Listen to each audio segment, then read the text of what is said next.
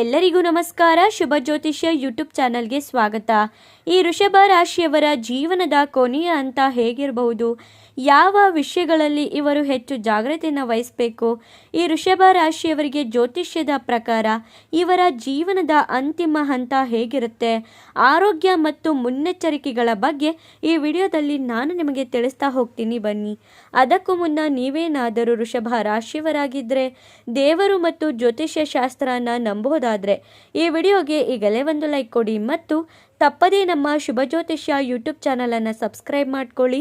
ಹಾಗೆ ಈ ವಿಡಿಯೋನ ಎಲ್ಲರಿಗೂ ಕೂಡ ಶೇರ್ ಮಾಡಿ. ಈ ವೃಷಭ ರಾಶಿ ಭೂತತ್ವದ ರಾಶಿ ಆಗಿರೋದ್ರಿಂದ ಈ ರಾಶಿಯ ಅಧಿಪತಿ ಬಂದು ಶುಕ್ರ ಗ್ರಹ ಆಗಿರ್ತಾರೆ. ಈ ವೃಷಭ ರಾಶಿಯವರು ಸಾಮಾನ್ಯವಾಗಿ ಶಾಂತ ಸ್ವಭಾವದವರು. ಇವರಿಗೆ ಸುಖ ಜೀವನ, ಹಣ, ಕುಟುಂಬ ಮತ್ತು ಆರಾಮ ಅಂದರೆ ತುಂಬಾ ಮುಖ್ಯವಾಗಿರುತ್ತೆ. ಇವರು ಒಮ್ಮೆ ಯಾರನ್ನಾದ್ರೂ ನಂಬಿದ್ರೆ ಜೀವನವಿಡೀ ಸಂಬಂಧ ಉಳಿಸ್ಕೊಳ್ಳೋಕೆ ಕಾಯ್ತಿರ್ತಾರೆ. ಆದರೆ ಹಠ ಮತ್ತು ಹಳೆಯ ವಿಷಯಗಳನ್ನು ಮನಸ್ಸಿನಲ್ಲಿ ಇಟ್ಕೊಳ್ಳುವಂತಹ ಗುಣ ಇವರಲ್ಲಿರುತ್ತೆ. ಜ್ಯೋತಿಷ್ಯದ ಪ್ರಕಾರ ಈ ರಾಶಿಗೆ ಗಂಟಲು, ಕುತ್ತಿಗೆ, ಮುಖ ಮತ್ತು ದೇಹದ ತೂಕದ ಮೇಲೆ ಹೆಚ್ಚು ಪ್ರಭಾವ ಬೀರುತ್ತೆ. ಆದ ಕಾರಣ ಈ ರಾಶಿಯವರು ಕೆಲವು ಆರೋಗ್ಯ ಸಮಸ್ಯೆಗಳ ಬಗ್ಗೆ ಹೆಚ್ಚು ಜಾಗ್ರತೆಯನ್ನು ವಹಿಸಬೇಕಾಗಿರುತ್ತೆ. ಈ ವೃಷಭ ರಾಶಿಯವರು ಜೀವನದಲ್ಲಿ ಶ್ರಮಪಟ್ಟು ಹಣನ ಸಂಪಾದಿಸ್ತಾರೆ. ಆದರೆ ಕೆಲವೊಮ್ಮೆ ಆರಾಮದ ಜೀವನವೇ ಆರೋಗ್ಯ ಸಮಸ್ಯೆಗೆ ಕಾರಣವಾಗಬಹುದು.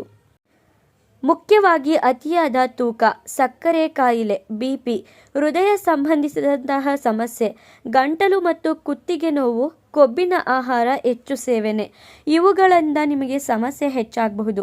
ಜ್ಯೋತಿಷ್ಯದ ಪ್ರಕಾರ ವೃಷಭ ರಾಶಿಯವರು ದೇಹದ ಆರೈಕೆಯನ್ನು ನಿರ್ಲಕ್ಷ್ಯ ಮಾಡಬಾರ್ದು ಅಂತ ಹೇಳಲಾಗುತ್ತೆ. ಇವರು ಕೋಪ ತೋರಿಸೋದಿಲ್ಲ, ಆದರೆ ಮನಸ್ಸಿನ ಒತ್ತಡನ ಒಳಗೆ ಇಟ್ಕೊಳ್ತಾರೆ. ಅದೇ ನಂತರ ಆರೋಗ್ಯದ ಮೇಲೆ ಪರಿಣಾಮ ಬೀರುತ್ತೆ. ಇನ್ನು ಯಾವ ಸಮಯದಲ್ಲಿ ಜಾಗ್ರತೆಯಿಂದ ಇರಬೇಕು ಅಂತ ನೋಡೋದಾದರೆ 30ರಿಂದ 35ರ ವಯಸ್ಸು, 42ರಿಂದ 48ರ ವಯಸ್ಸು, ಹಾಗೆಯೇ 60ರ ನಂತರ. ಈ ಸಮಯದಲ್ಲಿ ಆರೋಗ್ಯದ ಬಗ್ಗೆ ನಿರ್ಲಕ್ಷ್ಯ ಮಾಡಬೇಡಿ. ಶನಿ ಮತ್ತು ರಾಹುವಿನ ಪ್ರಭಾವ ಹೆಚ್ಚಾದಾಗ ಒತ್ತಡ, ದೇಹದ ದೌರ್ಬಲ್ಯ, ಹೃದಯದ ಸಮಸ್ಯೆ, ಏಕಾಂತ ಭಾವನೆ ಇವು ಕೂಡ ಹೆಚ್ಚಾಗಬಹುದು. ಆದರೆ ಒಂದು ವಿಷಯ ನೆನಪಲ್ಲಿಟ್ಕೊಳ್ಳಿ, ಒಬ್ಬರ ಅಂತ್ಯವನ್ನು ನಿಖರವಾಗಿ ಹೇಳುವುದು ಯಾರಿಂದಲೂ ಕೂಡ ಸಾಧ್ಯವಿಲ್ಲ. ಅದು ದೇವರ ನಿಯಮವಾಗಿರುತ್ತೆ. ಜ್ಯೋತಿಷ್ಯ ಕೇವಲ ಎಚ್ಚರಿಕೆ ಅನ್ನೋದನ್ನು ನೀಡುತ್ತೆ. ಇನ್ನು ಪರಿಹಾರಗಳನ್ನ ಏನೇನು ಮಾಡಬೇಕು, ಯಾವ ವಿಷಯಗಳಲ್ಲಿ ಎಚ್ಚರಿಕೆಯಿಂದ ಇರಬೇಕು ಅಂತ ನೋಡೋದಾದರೆ ಆರೋಗ್ಯಕ್ಕೆ ಮೊದಲ ಆದ್ಯತೆಯನ್ನು ಕೊಡಿ.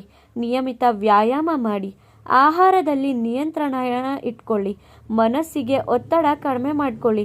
ಹಾಗೆಯೇ ಶುಕ್ರವಾರ ದೇವಿಯ ಪೂಜೆ ಮಾಡಿ.